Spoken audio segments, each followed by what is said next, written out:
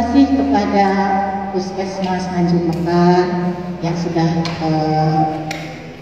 memberikan kesempatan kepada kami, juga kepada desa Alur yang telah memberikan tempat juga untuk kita memberikan edukasi ya, karena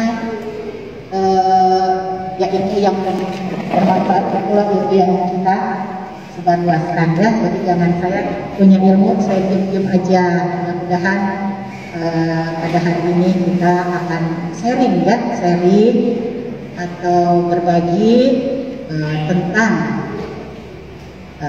bayi kuning kalau kita secara awam ya.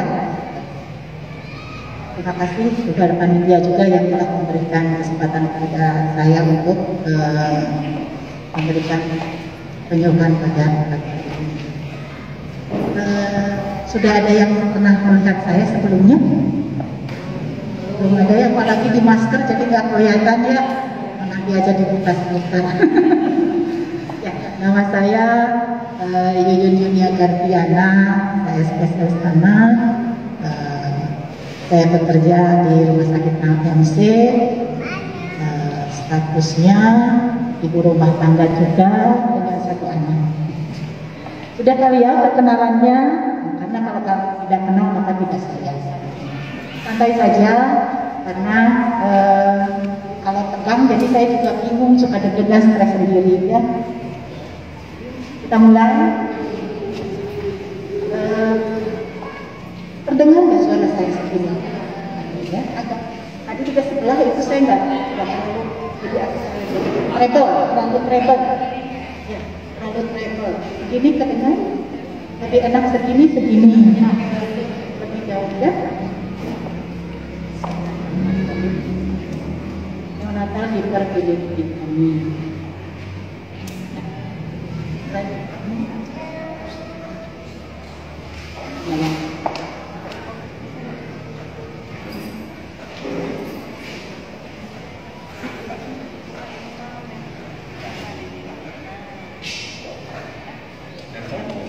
Jadi apa itu neonatal hiperbilirubin atau bayi kuning?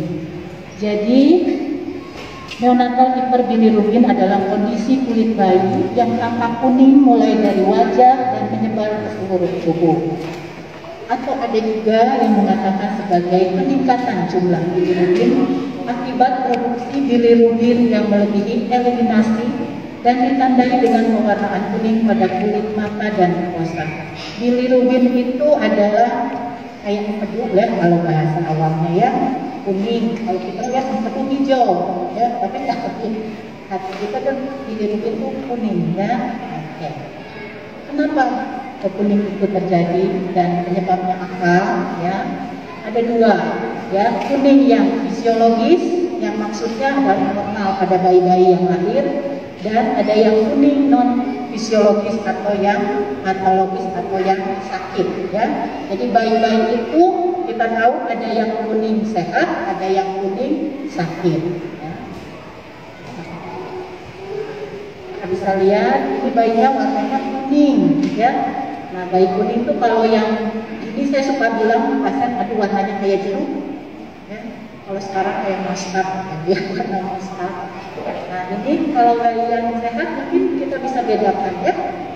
Tapi kalau warna kulit bayinya hitam, kadang susah melihatnya bayinya kuning atau tidak ya. Cuma dengan begini kita bisa membandingkan ya, warna kuning dan tidak. Kadang kalau bayi-bayi yang baru lahir tampaknya merah, gelap gitu ya, apa kuning merah aja kelihatannya bayinya gelap gitu ya. Padahal sudah kuning. Ya. Jadi kita akan berbicara seperti apa sih nanti. Oke. Nah, ini mungkin penjelasannya agak kompleks ya. Intinya ini pembuluh darah, ini anggap saja hati, yang ini usus. Ya. Jadi kalau di pembuluh darah itu kalau dipecah menjadi hem dan bilirubin. Ya.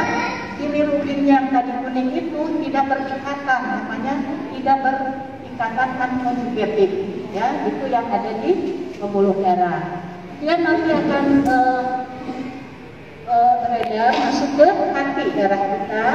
Nah, di hati oleh sel hati akan dengan enzim fisik ini biasanya ya namanya dia akan diikat. Tadi kan tidak berikatan ya, bebas.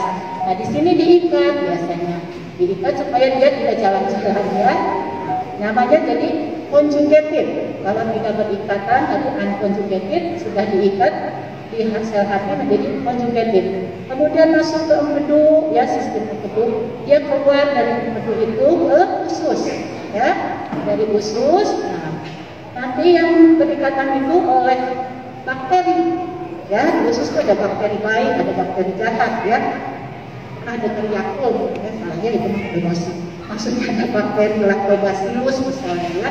Nah, itu akan berubah yang tadi bilirubin yang berikatan itu menjadi urobilirubin tapi berwarna kuning ke BAB kita dan ke air kencing urin ya.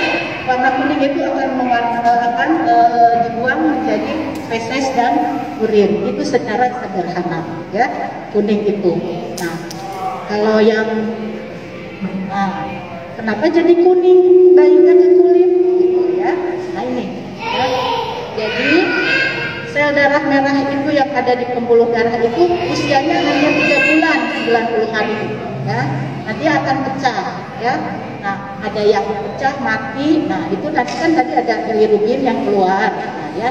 Nah, nanti ke hati nanti jadi kalau ini secara normal. Jadi fesesnya dikeluarkan lewat feses jadi kuning, BAB-nya kuning. Tapi kalau awal-awal mungkin nanti ada pertanyaan kenapa tuh awal-awal warnanya hitam ya. Nah, ini kalau yang kuning, sel darah merahnya dipecah. Nah, hati bayi itu belum sempurna. Bayi itu ya, saya anggap aja kayak adonan kue belum matang ya. Jadi bayi itu kan perlu tumbuh dan berkembang nantinya ya.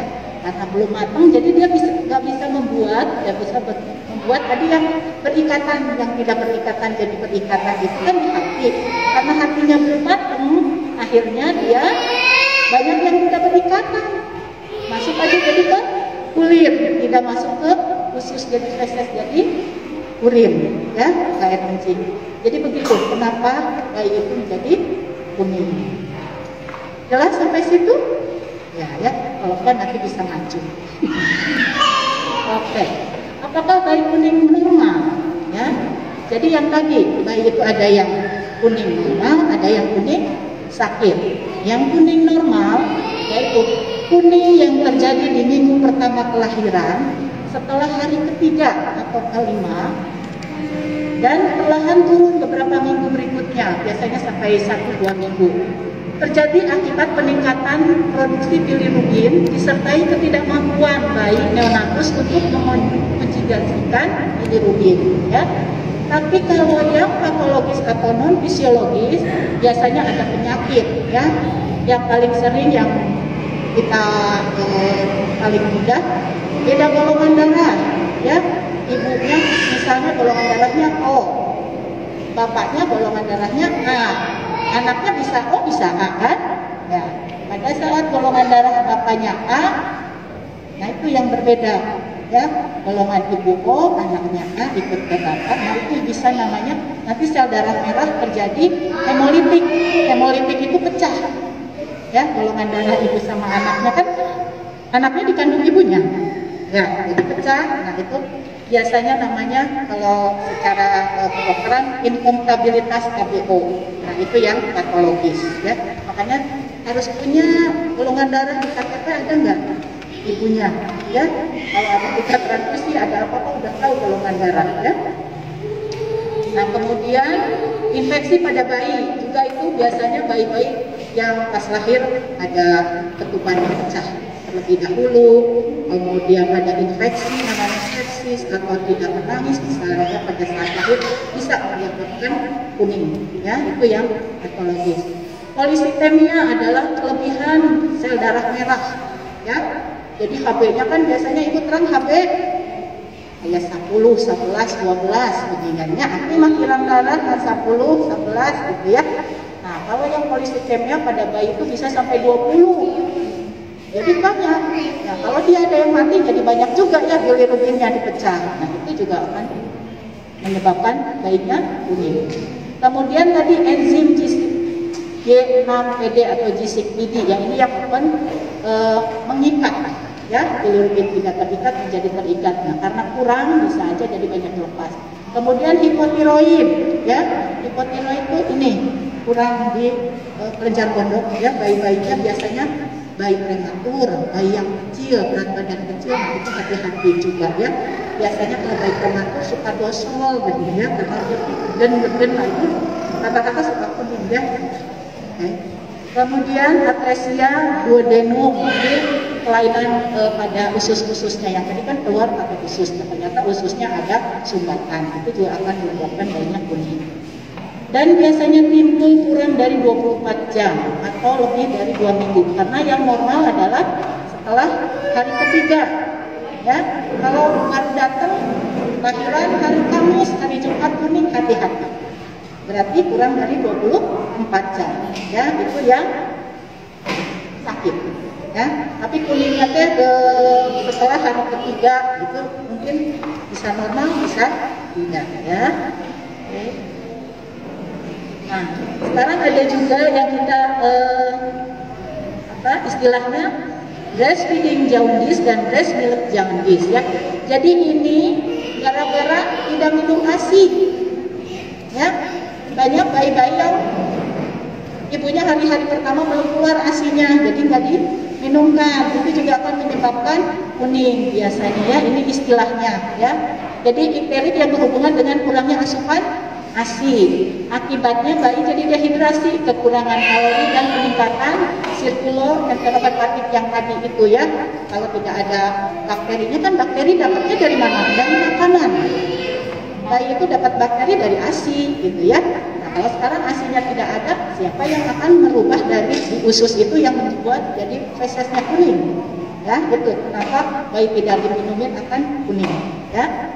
Muncul dalam minggu pertama kehidupan. Sedangkan breast milk jaundice ini bukan karena malah dia di ASINya mengandung zat namanya B-glucuronidase yang akan bilirubin yang mengikatnya berhambat.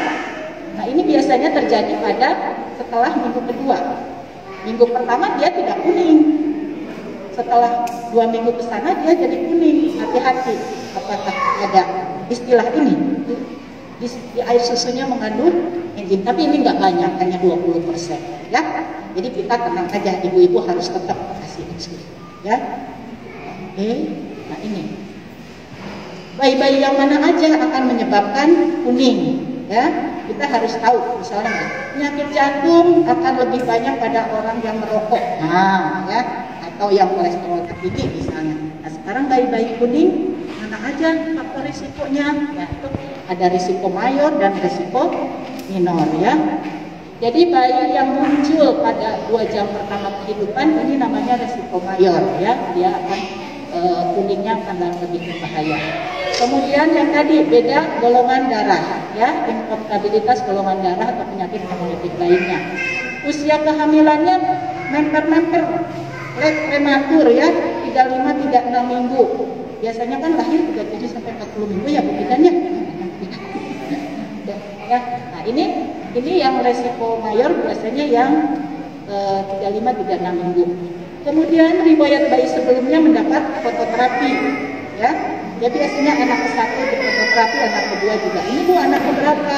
Ya dokter nanya, anak ketiga dok, anak yang 1 kuning enggak, yang kedua kuning. Nah, itu juga kita hati-hati ya. Kemudian ada sepal hematom atau memar yang bermakna. Sepal hematom itu di sini yang suka jedul ya. Kalau ibu-ibu ngeden biasanya, tapi itu namanya bukan sepal hematom. Kalau yang sepal hematom itu yang darah di bawah petaknya. Kalau yang hanya bengkak aja bukan, kaput succedaneum itu akan hilang dalam beberapa hari ya. Biasanya kalau di vakum atau ngedennya maju mundur itu suka benjol ya. Nah itu, tapi yang sepal hematom beda, benjolnya enggak lunak dan bayinya juga pucat biasanya. Itu hati-hati ya. Kemudian ras Asia Timur ya, berhubungan dengan enzim ya. Jadi orang-orang Mediterania di sebelah mana saya juga ya. Nah itu berhubungan dengan enzim yang tadi. Ya. Resiko minor, usia kehamilannya yang normal ya. Sebelum pulang neonatusnya tampak kuning, tapi tidak pada hari pertama. Riwayat neonatus sebelumnya kuning dan bayi besar dari ibu DM. Jadi hati-hati bayi udah bayi nage agung sehat. Nah kadang orang kalau lihat bayi besar tuh sehat aja ya, ternyata ibunya diabetes, bayinya jadi besar, kemungkinan akan kuning ya. Selain bayi prematur ya karena hatinya emang masih prematur, pasti akan kebanyakan kuning. Bayi besar pun resiko menjadi kuning. Nah ini yang resikonya kurang, ada deliverynya, terletak pada daerah resiko rendah. Usia kehamilannya lebih dari 41 minggu atau serotin ya kalau kita bilang. Kemudian kulit hitam dan bayi dipulangkan setelah usia 72 jam. Kalau bayi-bayi yang lahirnya operasi biasanya kan pulang hari ketiga ya. Nah itu baru kuningnya di hari itu dan kita lihat oh kuningnya masih di sini. Mulai itu resikonya. Nah, tapi kadang kalau pulangnya hari pertama ya, terus pulang aja nanti aja seminggu. Kadang kita harusnya kontrol hari ketiga biar kelihatan kuning tidaknya bayi ya. Kontrol ya hari ketiga datang biar lihat bayinya kuning apa tidak ya. Jangan kembali tangan udah sehat, nangisnya kuat, musuhnya kuat, tenang itu jangan juga ya. Nah ini yang tadi bagaimana sih melihat bahwa bayi itu kuning apa tidak ya. Kelihatannya kan kalau mah hitam, merah gitu ya, harus ditekan ya, lihat tangan. Biasanya di dahi yang ada tulang, ya, dahi, sternum, telapak kaki, lutut, gitu ya, kelihatan ditekan. Ya, jangan dilihat ini, kalau dilihat ini nggak akan kelihatan kuningnya, ya. Jadi harus ditekan. Ini yang warna kuning, pas penekanan. Kalau yang ini putih, ya. Periksa di tempat yang terang, pencahayaannya yang cukup sebaiknya siang hari, karena kalau lampunya putih kadang silau ke kita, ya, jadi tidak tampak kuning tidaknya. Sebaiknya diperiksanya pada siang hari di sinar matahari. Tekan kulit dengan tekanan yang ringan di daerah dahi, manubrium sternum, lutut atau telapak kaki, ya. Jadi kuning itu akan turun dari atas ke bawah, jarang dari bawah ke atas, ya, harus turun tandanya. Jadi awalnya matanya dulu, biasanya yang kelihatan matanya dulu, kemudian turun bawah. Nah kira-kira sampai muka ini ada berapa sih bilirubinnya tanpa kita periksa darah, ya? Jadi bisa memperkirakan oh iya atau 5 sakil kadarnya. Kan ada kalau bilirubin itu kadarnya nanti kayak 10, 1, 2, 3, yang normal kurang dari 1 ya. Nah kalau sudah sampai muka kira-kira 4 sampai 6. Kemudian kalau sampai dada biasanya 6 sampai 8 sampai 10. Kalau sampai ini yang 3, femur 3 ya, biasanya 12 sampai 14. Kemudian sampai lutut 15 sampai 18. Yang sudah fatal biasa atau bahaya adalah setelah turun sampai telapak kaki. Jadi dilihat ya, sini-sini. Jadi kalau periksa jangan atasnya aja, dibuka. Badannya dibuka, kaos kakinya dibuka, celana panjangnya dibuka untuk melihat sampai di mana kuningnya. Tekan dikit, gitu, ya. Oke. Nah, ini. Kapan didiagnosis? Oh, ini tuh bilirubinnya tinggi atau rendah. Tadi selain penglihatan, ya juga diperiksa darah. Darahnya nanti diperiksa bilirubin total dan direct, ya. Nah, ini bilirubin serum total direct. Kemudian ada juga yang pakai transfutan, ya. Jadi ada alatnya langsung kayak gula darah pakai, gitu ya. Diperiksanya nggak ada darah. Hasil disesuaikan dengan normogram. Nanti ada normogramnya ke belakang.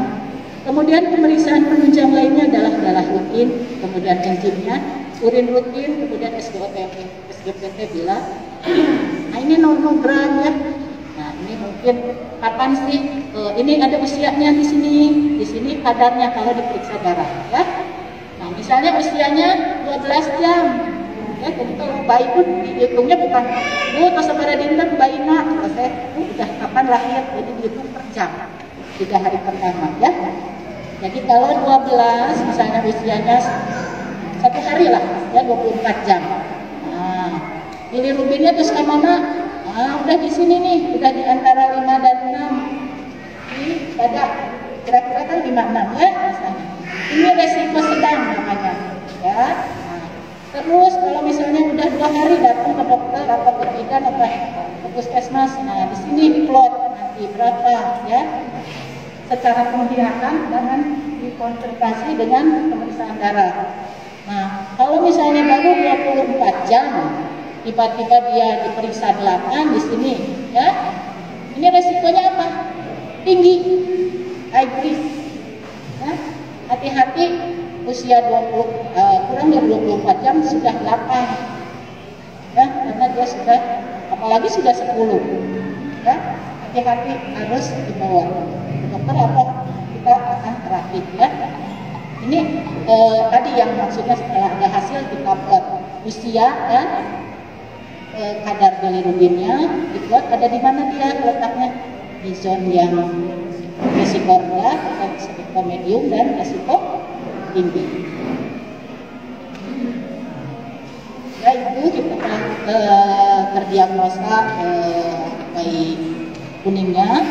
Nah, sekarang apa sih sulitnya atau komplikasinya bayi kuning itu apa? Kenapa harus diobati apa diterapi, ya? Nah, ini penyulitnya adalah kita tahu adanya keran ikterus atau kejang akibat kuning, ya. Itu bisa kejang ibu-ibu, ya. Jadi bukan biasa dah kamari ge putra abi koneng kena naon ayeuna terus ageng.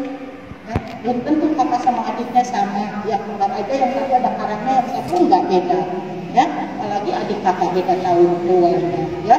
Jadi maksudnya ada penyulit atau komplikasi dari bayi kuning yaitu keran ikter, ya. Jadi kuning yang tadi yang ada di hati itu bisa nyampe ke otak, ke basal ganglia, ke nukleus, ya di situ itu menyebabkan kejang, tuli, kemudian jadi gangguan perkembangan dan gangguan intelektualnya bisa bodoh, ya. Atau jadi cerebral palsy, jadi lumpuh kayak tidak walang kayak bagus 10 tahun dan biasa di kasur, ya itu namanya cerebral palsy. Hati-hati karena yang tadi bilirubinnya jalan-jalan tidak terikat bisa sampai ke otak, itu yang bahaya, ya. Nah, jadi bila tidak diobati akan terjadi apa ini, ya cerebral palsy yang begini, lulus anaknya lumpuh gitu, ya, lumlai, ya. Namanya tadi bilirubin encephalopathy, nama lainnya ya dari keran ikterus adalah kerusakan otak akibat bilirubin, ya. Itu anaknya udah lemes gitu, ya. Ada 3 fase, ada fase awal, fase tengah, dan fase lanjut, ya.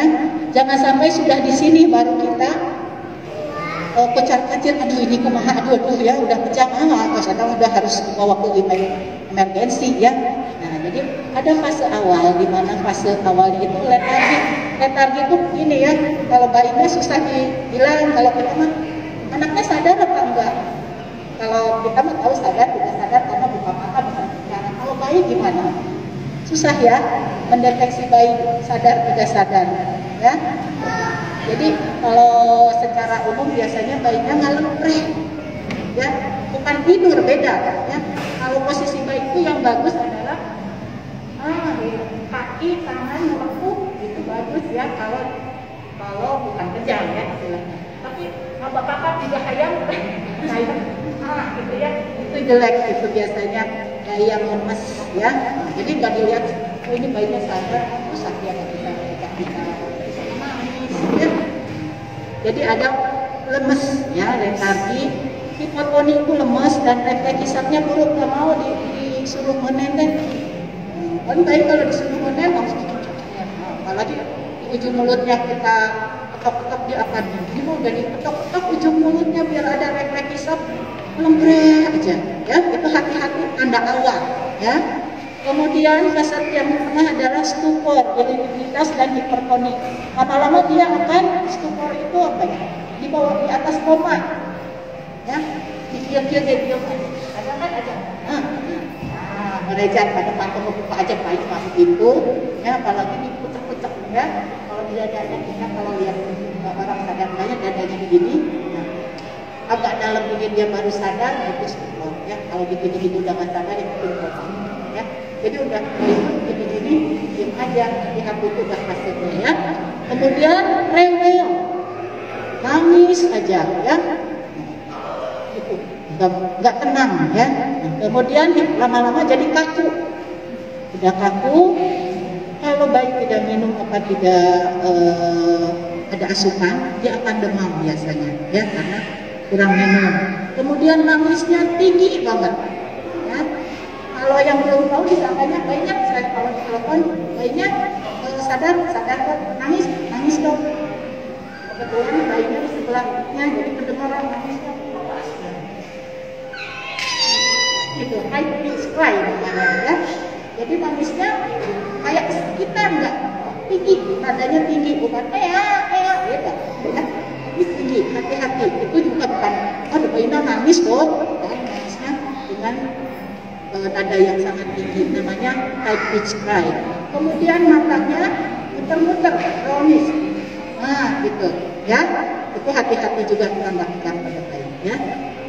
Kemudian kalau kejang, kadang bayi itu kejangnya nggak kepelojokan jika anu epilepsi, pernah ya kejang step, keluar matanya ke atas. Kadang bayi itu tidak kejangnya tidak seperti itu. Tapi kalau sebab ada bayi yang kuning itu kejangnya epistotonus ya, jadi melengking. Nah begitu. Jadi si tangan kita bisa masuk ke punggung kayak yang tetanus juga mirip gitu kan ya, melengking. Nah jadi tangan kita masuk ke punggungnya ya, dari kejangnya seperti itu. Nah ini tadi ya, mata berputar, sadarnya turun, tidak mau menetek, terus lehernya kaku, kayak begitu ya. Pada umur lebih lanjut dapat terjadi spasme yang tadi kaku aja. Lagi ini nggak bisa. Kalau sudah kita rangsang turun ya kan, ya.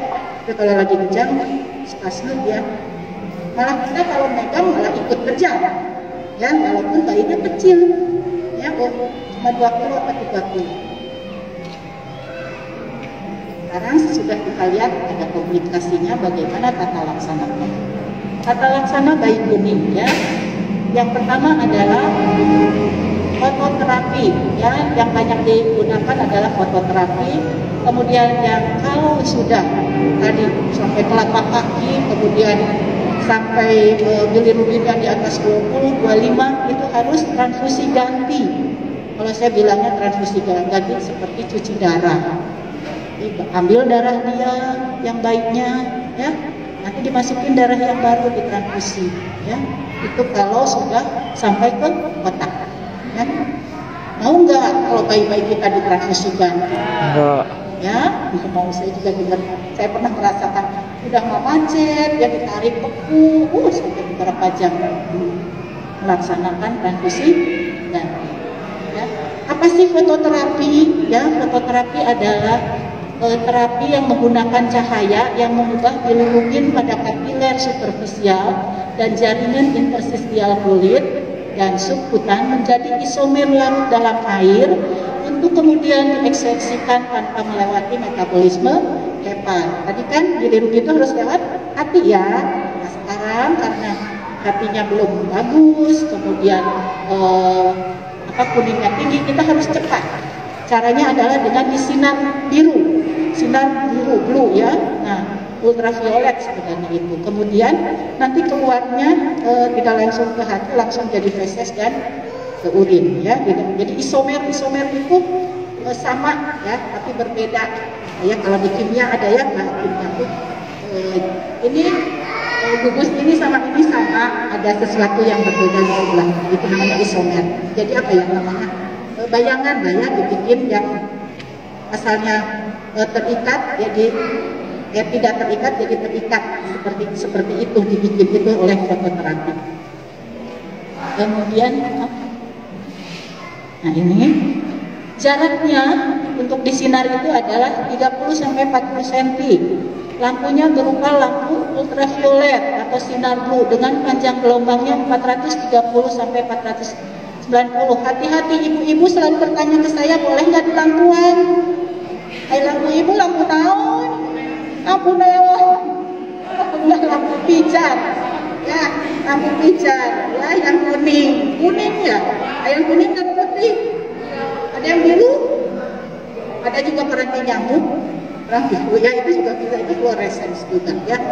Jadi lampunya ini ya. Jadi nanti jangan bertanya lagi, boleh nggak dilampuin ya.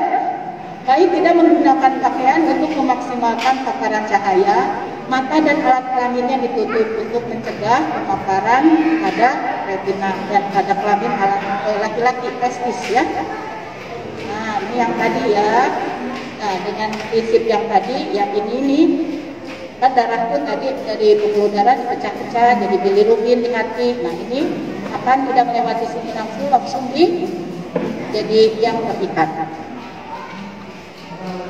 Efek sampingnya apa sih? Biasanya jadi agak hitam-hitam lah ya, dikit awal-awal dipulangkan tuh kayak abu-abu ya, namanya bronze baby syndrome. ROP kalau tidak ditutup matanya ya, kenapa bayi-bayi yang disinar harus ditutup ya, kalau dijemur di kacamata ya bayi-bayi itu kan. Kemudian neck itu kelainan usus ya. Kemudian erupsi, kadang ada kayak cenang-cenang dikit karena kepanasan dan keringatnya banyak ya. Oke. Transfusi ganti sekarang. Transfusi ganti direkomendasikan bagi neonatus yang sudah difototerapi. Udah difototerapi terus diulang tapi tetap aja naik bilirubinnya, nggak turun-turun, itu indikasi juga. Tapi ada kadang-kadang datang sudah 25 ya, ada indikasi ya. Setelah difototerapi tapi bilirubinnya terus naik ya, sehingga level indikasi transfusi yang tadi ya, ada level yang high risk zone-nya ya di situ. Nah, ini nih yang dari fototerapi, matanya ditutup ya. Kemudian alat kelaminnya juga di sini, yang kalau laki-laki ditutup, kalau perempuan biasanya enggak. Nah, ini sinar biru, ini kalau pakai apa namanya, inkubator ya, di inkubator. Ini yang pakai biasa aja, keranjang tempat bayi. Biasanya kenapa sih ditutup biru? Supaya sinarnya tidak kemana-mana. Ya. Nah, ini sekarang kenapa saya tadi menceritakan ada UVA, UVB, UVC ya, ada di sini ya. Belum cerita, maksudnya sinar yang panjang gelombangnya 430 sampai 490. Jadi yang sinar matahari itu ada 3 ya. Ibu kenapa nanti dijemur masalahnya? Boleh nggak dijemur? Nah, itu saya ceritakan ya. Sinar matahari ada UVC, ada UVB, ada UVA. Nah, ultraviolet ya. Sinar matahari itu mengandung sinar ultraviolet A, B, C. Nah, ya. Nah, yang C ini tidak masuk ke bumi, di ozon, di atmosfer, dia hanya sampai sini ya. Panjang gelombangnya sangat pendek. Kalau sinar matahari yang ultraviolet itu B, dia sampai ke permukaan kulit ya, namanya epidermis ya. Kalau sinar ultraviolet A itu paling panjang, dia sampai ke dermis, sampai di bawah kulitnya yang putih ya. Nah, ini kapan munculnya? Yang UVA muncul jam 6 sampai 7.30 pagi, yang UVB muncul jam 10 sampai jam 16 sore ya. Nah, kalau yang fototerapi ini aman di sini nih 400, ini kan ke sini 400 ya. Nah, ini di sini itu yang kelihatan. Ada inframerah juga ke sini.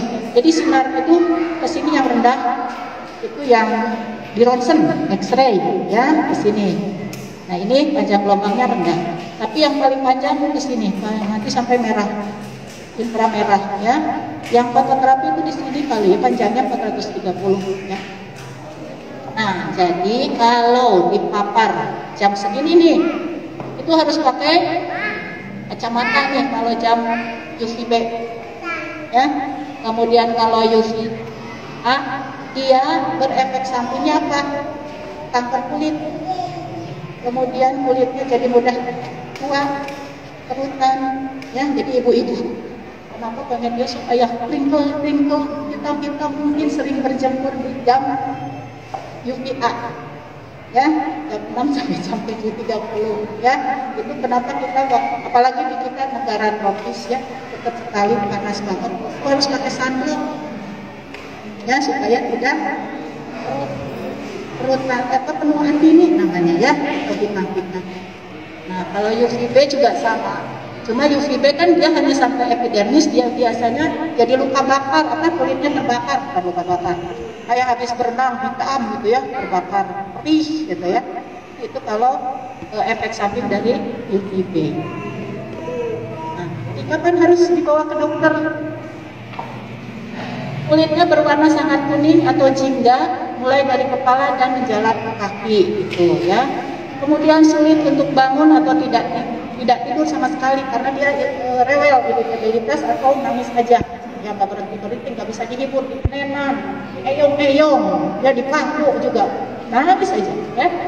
Tidak mau menyusu dengan baik, hanya ada yang bilang begini, minumnya bagus dok, seueur teh lama gitu ya, tapi belum tentu dia menyerap semua. Ada yang apa ya, impeng namanya ya, tidak dihisap ya, itu mungkin.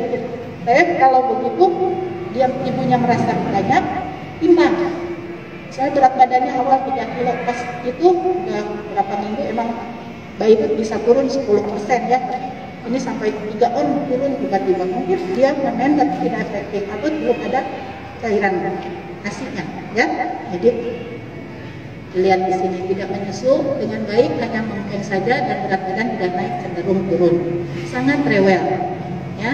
Jarang buang air kecil, bisa dilihat dari popok dan pempersnya basah apa enggak. Kalau pempers kan kelihatannya bulat kalau sudah sering pipis. PAB warnanya pucat atau seperti dempul. Tadi kan harusnya kuning ya. Kalau jadi putih kenapa ya? Tubuhnya menangis dengan nada tinggi, tidak bisa dihibur. Tubuhnya melengkung ke belakang seperti busur. Yang tadi melengkung itu. Kemudian tubuhnya kaku atau lemas terkulai. Gerakan mata yang aneh berputar-putar. Dan bayi tetap kuning setelah usia 2 minggu. Nah, bagaimana sih? Dok, anak saya nantinya kalau sudah kuning bagaimana? Namanya prognosis ya. Nah, prognosisnya baik secara umum bila diidentifikasi dengan cepat dan diterapi secara adekuat. Kemudian untuk yang tadi kerenterik yang masuk ke otak, apalagi fasenya sudah lanjut, prognosisnya buruk. Ya, dia akan namanya cerebral palsy tadi tidak bisa diperbaiki, menetap, ya, dan bisa ada yang tuli itu kan. Kemudian gangguan perkembangan, kadang telat ya, telat bicara, telat jalan, apa itu bisa ya. Oke. Pencegahannya bagaimana? Ya itu tadi, pemberian ASI yang cukup pada bayi sebaiknya 8-12 kali sehari. ASI karena ASI itu akan mempercepat pengeluaran bilirubin dari hati. ASI mengandung bakteri baik yang dapat membantu pengeluaran bilirubin di dalam usus. Nah, ini menjemur pada bayi secara langsung di bawah sinar matahari tidak dianjurkan ya. Tetapi IDAI atau Ikatan Dokter Anak Indonesia merekomendasikan dengan cara menjemur yang benar dan waktu yang tepat ya. Terima kasih. Assalamualaikum warahmatullahi wabarakatuh. Baik, terima kasih kepada Dr. Yuyun yang sudah memaparkan materinya. Boleh mungkin langsung aja ya dok ya, kita buka untuk pertanyaan. Bagi yang mau bertanya boleh diacungkan tangannya dan sebutkan namanya. Boleh, siapa? Saya. Kemana dok? Saya banyak nih dok, alhamdulillah. Sini dulu ya, boleh. Assalamualaikum warahmatullahi wabarakatuh.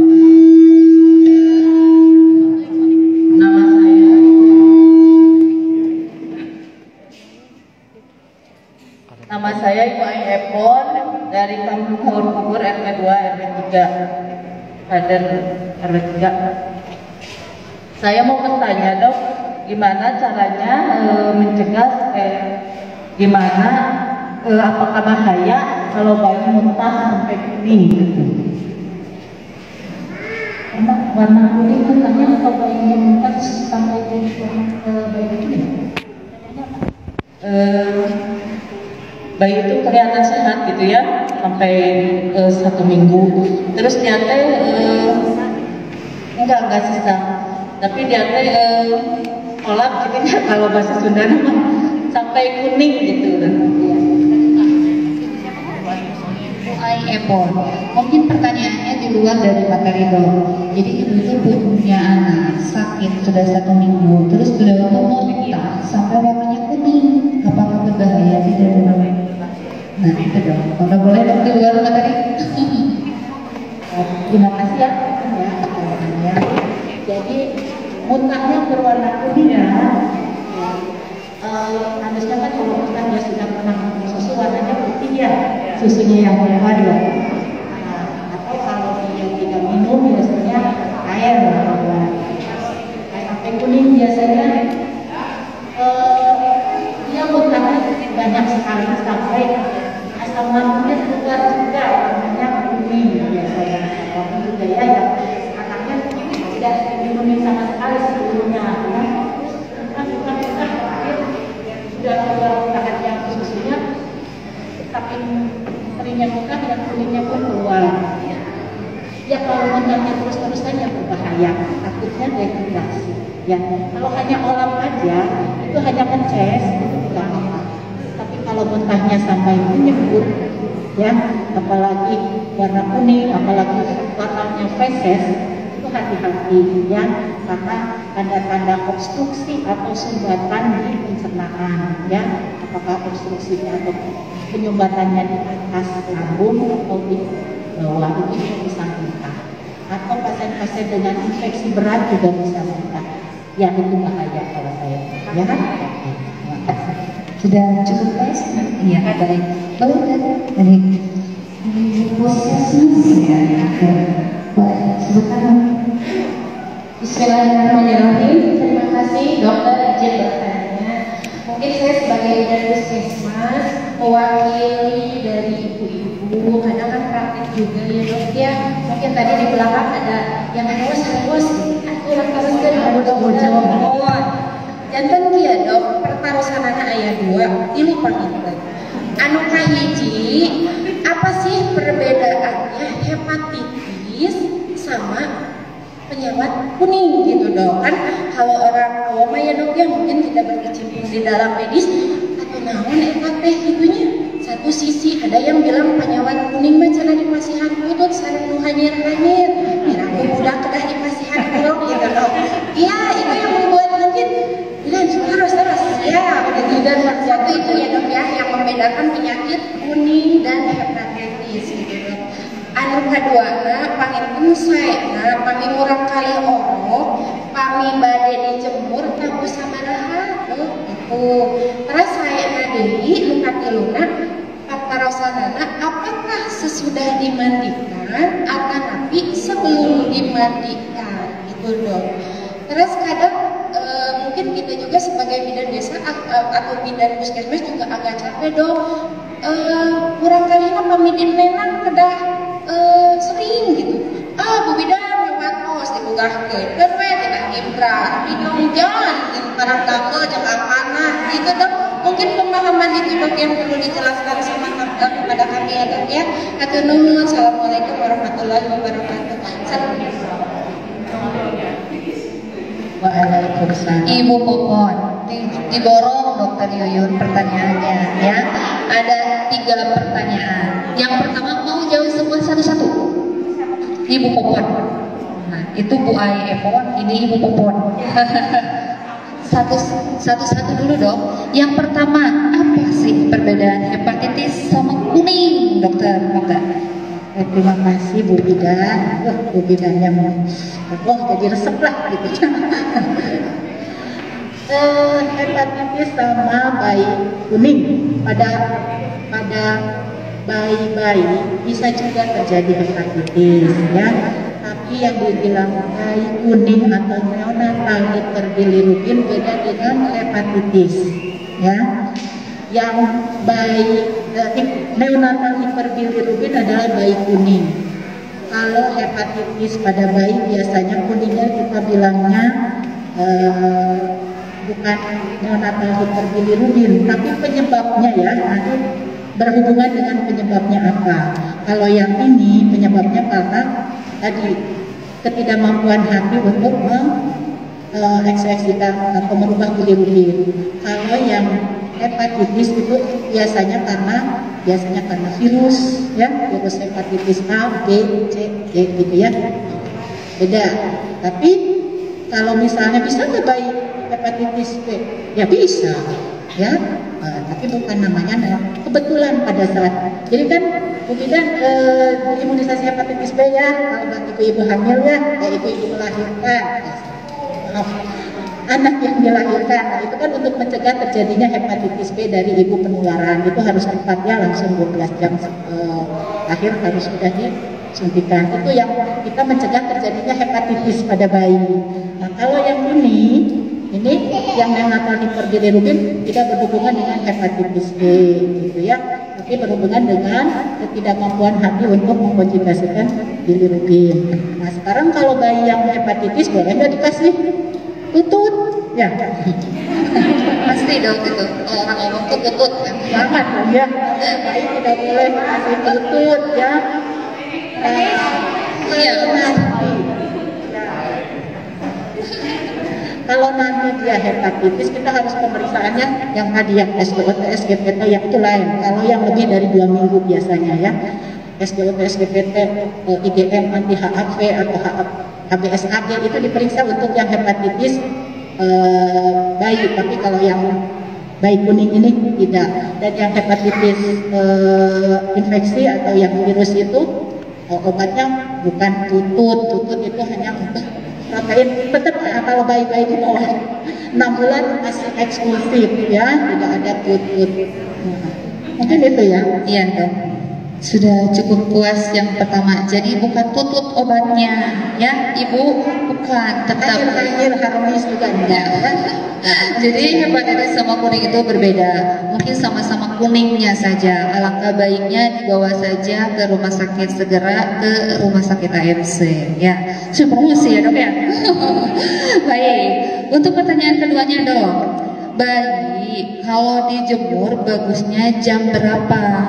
Apakah sesudah dimandikan atau sebelum dimandikan? Nah, itu dokter, mangga. Seperti yang tadi ya, pencegahannya adalah sebenarnya kalau untuk Ikatan Dokter Anak Indonesia tidak dianjurkan untuk dijemur. Tapi kan di Indonesia itu ya sudah terjadi turun-menurun. Sebenarnya dijemur itu awalnya tahun 1958 ya, di mana menjemur adalah untuk mencegah terjadinya rickettsia ya, penyakit tulang ya.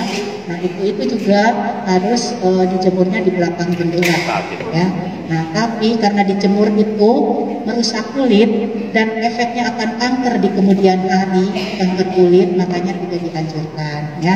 Tapi kita masih perlu untuk berjemur itu harus ya, karena kulit kita tidak bisa membuat vitamin D ya, harus dibantu oleh sinar matahari. Jadi berjemurnya bukan untuk kuning sebenarnya, untuk merubah vitamin D3 itu menjadi vitamin D untuk pertumbuhan tulang dan gigi. Jadi tujuannya adalah menjemur untuk itu. Jadi bukan untuk menghilangkan kuning tadi ya. Nah, karena panjang gelombangnya lain ya. Jadi jam berapa sebaiknya dijemur? Ini masih banyak kontroversi ya. Apalagi waktu corona dijemur tuh jam segini, ada jam segini banyak ya. Dibully giran ada enggak? Nah, itu saya juga pusing ya, yang mana yang akan diambil. Kalau lihat sejarahnya tadi ya, UVA itu pada saat matahari terbit ya. Kira-kira pada saat matahari terbit ada sinarnya enggak? Ya masih cedomnya merah gitu ya. Tapi vitamin A, UVA itu paling panjang, gelombangnya paling panjang, dan dia menembus sampai ke bawah kulit. Nah itu yang penuaan dini gitu. Kalau dijemur jam-jam 6 sampai jam 7.30. Sekarang mau diambil yang UVB, dia tumbuh jam 10 sampai jam 4 pagi ya. Jadi anjurkan tuh ada yang jenis. Karena di jam 10 sampai jam 4, jam 16 itu atau jam 2 lah karena intensitas sinarnya sangat tinggi ya, tidak dianjurkan, akan terbakar kulit ya. Antara jam 10 ya, di bawah itu aja. Dan itu juga harus hati-hati, tidak langsung Ya, jadi jangan terlalu lama, tidak langsung terpapar sinar matahari. Jadi pakai kacamata, bajunya tetap dipakai, ya. Yang untuk vitamin D itu cukup 20-30% yang terpapar. Jadi telapak tangan sama kakinya aja cukup untuk vitamin D. Jadi jangan dibully-bulikan sampai telanjang, ya. Itu saran-sarannya. Dan ada juga rekomendasinya sebelum mandi. Mungkin nanti kalau udah anget kan, ya. Kalau sudah mandi biasanya panasan keringetan buntut, ya. Jadi sebelum mandi bagusnya. Gak apa-apa, ya. Cepet-cepet aja. 5-15 menit. Ya, kalau yang UVB itu, kalau UVB yang jam 10 sampai jam 16, dia tidak tembus kaca. Ya, jadi kalau yang UVA dia tembus, dikasih kain apapun dia akan tetap masuk. Ya, yang jam 6 sampai 7.30 itu masuk ke kain, ke jendela juga tembus, ya. Kalau UVB enggak, ya. Jadi kita lihat manfaat dan tidaknya, tapi kalau lebih banyak kekurangannya jangan tinggalkan, ya. Jadi lebih baik yang jam-jam intensitasnya rendah dan tidak terlalu lama dan sedih. Itu jadi jangan ditelanjangi semua sadayana sampai ke kelamin gak dibukakannya. Kadang pensil ngumpul, ya. Padahal area mata itu memang harus ditutup, ya dokter, ya. Jadi memang dari pagi yang bagusnya itu sampai jam 10, tapi jangan lama 5-15 menit. Ya, paham Bu? Ya. Ada lagi yang mau ditanyakan? Boleh. Bentar ya Bu, belakang. Assalamualaikum warahmatullahi wabarakatuh. Kami Abi Idris di Curug Canduk, Kampung Curug Canduk, Bogor, Kadar. Bu Banen Harus, kami kan di kampung masuk nganggo lampu, ningannya tah anu saya nate kan kesana lampu anu biasa nyampu paranti ayam meja belajar. Nah, kamu anu prematur mah ninganku dikirakan nganggo cai botol. Nah anu nya mah cai hangat di botolan gitu. Nah anu saya si lampu nate nu kedah mesete nu kumaha ayana di mana. Soalnya kan di kampung mah seserna lampu kuning belajar anu prematur dengan anu prematur teh kadang botol kedua hari kasana teh itu di pinggir-pinggir mah gitu kadang kumaha saya mah ya kamu apa ya si boy ya kamu nggak jauh deh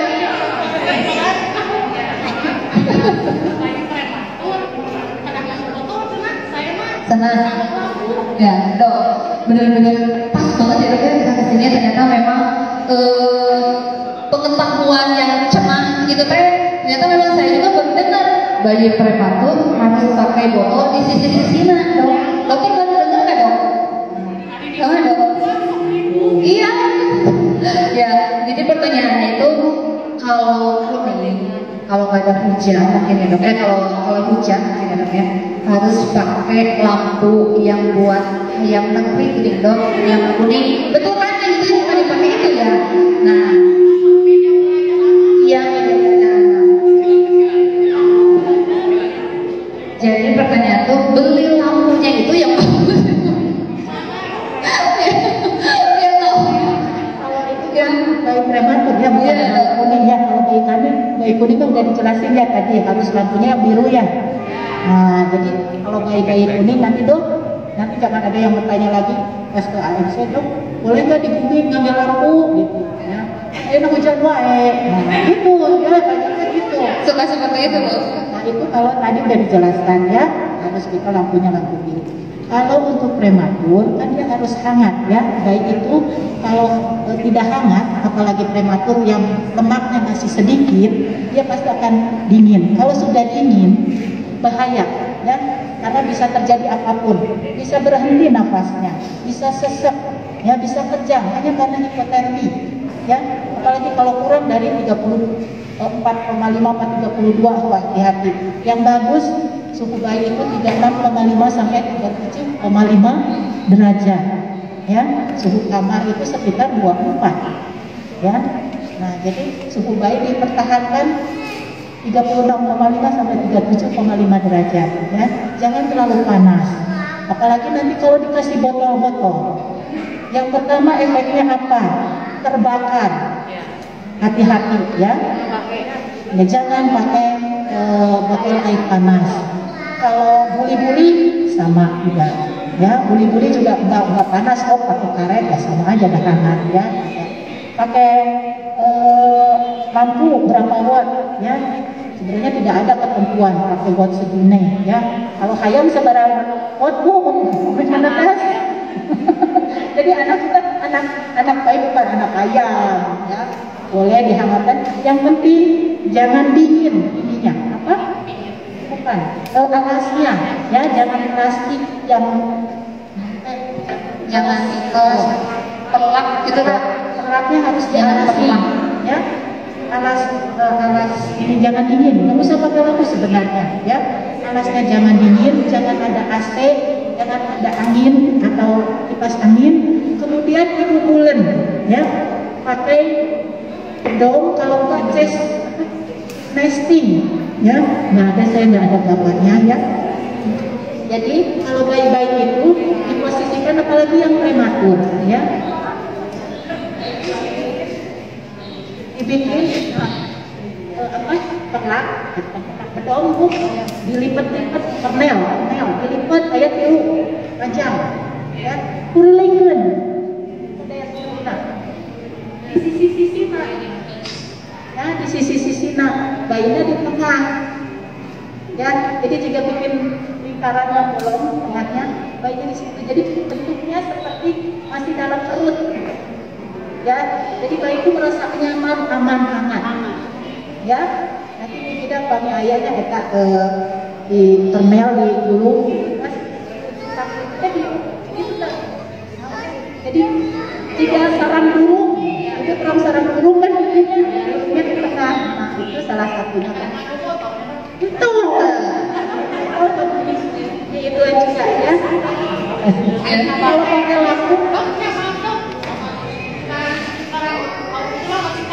nah ibu nanti mungkin kasihan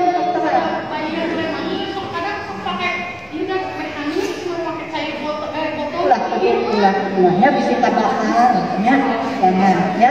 Terus lampu juga boleh, tapi hanya di kakinya, jangan di mukanya, ibu serap ya, silong ya, di kaki aja ya. Ya berapa ya, untuk panas di gue sampai cobian 75 watt kena ini kesam di ya silong, jadi anget-anget aja 10-20 watt ya, yang kecil aja. Dan apa yang paling bagus buat prematur adalah metode kanguru ya, dimasukin karena dada ya, itu yang paling baik.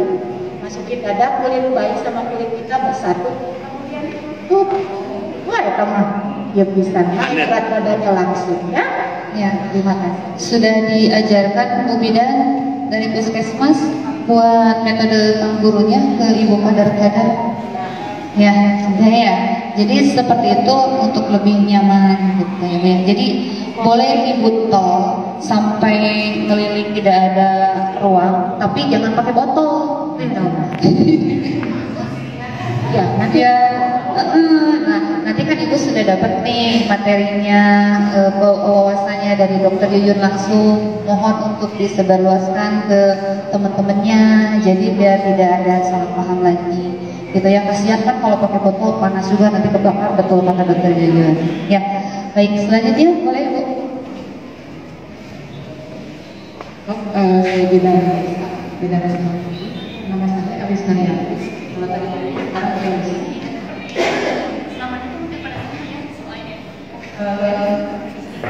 Banyak sekali ilmu yang didapat, di antaranya yang saya baru tahu, ternyata resiko kuning itu bisa terjadi pada usia anak lebih dari 41 minggu. Sama besar. Kalau ini saya katakan hanya bayi usia yang prematur, ternyata bayi ini bertemu itu. Maka bisa bayi besar dan usia kehamilan di atas 41 minggu berisiko untuk kejadian ini.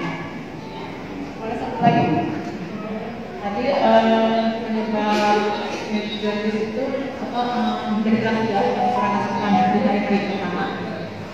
Bagaimana kalau dehidrasinya diakibatkan urea yang sama bisa menyebabkan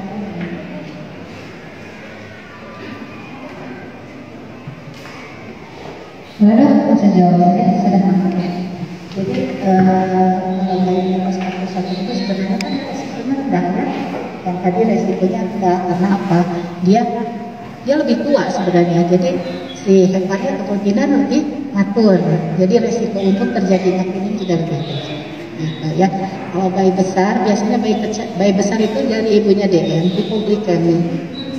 Ya, bayi besar itu malah resiko terjadinya hipoglikemi. Ya, bukan berarti hanya hipoglikemi bayi prematur saja. Saya sering mendapatkan bayi yang kejang, bayi yang di atas 4 kilo. Ya, jadi karena itu ada feedback dari insulin ibu pada saat kehamilan, dia diabetes kehamilan. Nah, itu insulinnya pada saat dia lahir berhenti, gitu kan? Asupan darah dari ibu, dia malah yang masih ada itu membuat hipoglikemi pada bayi pada setelah lahirnya, itu mungkin membuat yang kuning. Yang kedua ya, dehidrasi ya. Kalau dehidrasinya setelah 1 minggu atau pas sebelum 3 hari? Oh ya, kalau sudah 2 minggu kemungkinan kuning yang fisiologis kan sudah lewat ya. Dehidrasi yang itu biasanya tidak, ya hanya dehidrasi beratnya itu yang harus kita perbaiki. Cuma karena dengan berjalannya waktu, heparnya lebih bagus lagi. Kalau di atas 2 minggu, kalau di bawah misalnya 2-3 hari dia diare, bisa aja misalnya pas pulang ibunya rada jorok gitu ya, karena nyusuinnya jadi ada virus masuk, misalnya dia jadi diare, bisa, ya. Bisa menyebabkan kuning juga. Ya. Jadi karena pada diare banyak yang keluar, jadi bakterinya juga, apalagi bakteri jahat ya, pas virus maksudnya virus atau bakteri jahat yang datang pada awal lahir. Ya, itu sudah terjawab dua-duanya. Ya, alhamdulillah ternyata ada materi terbaru juga ya. Jadi hafal ternyata tidak dari bayi baru lahir saja. Ya, baik. Mungkin dokter satu pertanyaan lagi boleh? Ya, karena kita akan masuk ke materi selanjutnya mengenai pelayanan rumah sakit. Boleh tadi teh ibu ya? Oh sudah terjawab. Oh boleh dari belakang. Sebentar. Assalamualaikum warahmatullahi wabarakatuh. Saya dengan Ibu Ana dari Kampung Bojonegoro, Desa Hurubur. Ini dok, saya bertanya. Itu kan bayi kuning harus dikasih ASI banyak-banyak. Tapi maaf ya Bu, si ibunya itu putihnya masuk ke dalam, jadi si bayi itu nggak bisa menyusul yang benar, jadi si ASInya nggak keluar. Ibunya malahan sudah sambil udah nangis ya. Gimana itu caranya Bu biar si bayi itu, ya kan itu si putihnya ke dalam, apa boleh dikasih susu formular atau gimana? Sedangkan kan selama bulan harus full ASI. Itu gimana solusinya biar bayi itu tidak kuning dan sehat itu Bu? Ya, terima kasih. Ya, gimana? Jadi dokter langsung ya. Iya. Jadi ke dalam dok putihnya katanya. Nanti ibu mungkin kan banyak juga ya ibu-ibu dengan puting susu yang ke dalam. Jadi sebaiknya pada saat kehamilan 7 bulan sudah ada perawatan puting payudara. Ya, jadi nanti pada saat itu bisa kok ada ya teknik-tekniknya untuk perawatan puting mempersiapkan kelahiran ya. Pertama, salah satu untuk mencegahnya. Yang kedua, sekarang sih teknologi sudah banyak, ada tambahan puting plastik gitu ya, membuat puting palsu gitu ya. Nah, tapi kalau ibunya kawur kadang bukannya nempel ya, jatuh lagi si plastiknya itu ya, karena menyusui itu harus tenang gitu ya. Kemudian yang putingnya itu juga bisa ada perasaan untuk mengeluarkan putingnya sebelum. Tapi kadang bayinya keburu lapar, ya. Nah, terus ibu mertua sama ibunya sudah dengar gandeng, ya, bayinya nangis aja, ayo sama susu botol, ya. Nah, sebenarnya kondisi apa sih sampai dia tidak bisa sama sekali boleh, ya, cuma usahakan, ya, tetap memompa ASI, ya, karena kalau tidak dipompa habis ASI itu, ya. ASI itu kayak ibu, jadi ada apa ya, jaras, ya, antara puting dengan otak gitu. Kalau ibu merasa itu ayah habis, Bu. Jadi harus ada motivasi, ya, seperti kita lapar, aduh ayah jengkol enon, langsung lapar, keluar HCl, ya, asam lambung, jadi lapar. Sama kalau ibu pikirannya pada saat menyusui, misalnya ibu yang menyusui itu, ayah aduh stres, itu akan stop. Tapi kita harus terus istilahnya mempompa, mempamping atau merangsang stimulasi, ya. Kalau dua-duanya, kalau hanya satu sih, yang satu boleh, ya, yang itu sambil diperbaiki, distimulasi untuk keluar putingnya, ya. Itu harus tetap dikerjakan, jangan sampai menyerah dengan susu botol, ya. Harus tetap ibu sok jika nggak bisa susu botol, ya. Ya, sudah puas Ibu Dede untuk Ibu Ana, ya, untuk pertanyaan barusan. Baik, karena berhubung waktunya juga sudah beres, pertanyaan untuk Dr. Yuyun sudah selesai. Ada 5 penanya barusan. Untuk pertanyaan terbaik nanti akan langsung dipilih sama Dr. Yuyun, tapi di akhir acara